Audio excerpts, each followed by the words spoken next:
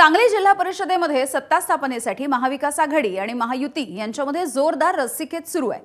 दोन्ही कॅम्पनी आपापले सदस्य फुटण्याची भीती व्यक्त केलेली आहे आणि सांगलीमध्ये शिवसेना ही सध्या किंग मेकरच्या भूमिकेमध्ये दिसते आहे। तर कुणाला पाठिंबा द्यावा यावरती अजित पवार यांच्या राष्ट्रवादीमध्ये अजूनही एकमत नाही आहे। नवा मित्र शोधण्यापेक्षा आघाडीमधील मित्रांच्या सोबत जावं असा विचार ज्येष्ठ नेते अजितराव घोरपडे यांनी व्यक्त केला।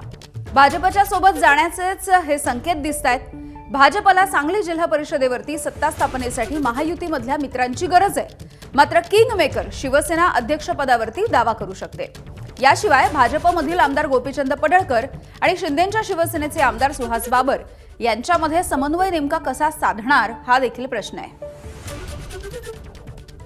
तर सांगलीचं गणित नेमकं काय आहे ते देखील जाणून घेऊया। एकूण जागा 61 आणि बहुमताचा आकडा आहे 32। शरद पवारांच्या राष्ट्रवादीकडे 18, भाजप 16, काँग्रेस 11, शिवसेना 7, राष्ट्रवादी 6, ठाकरेंची शिवसेना, रयत क्रांती संघटना आणि जनसुराज्य पक्ष प्रत्येकी एक जागा आहे। एबीपी माझा, उघडा डोळे बघा नीट।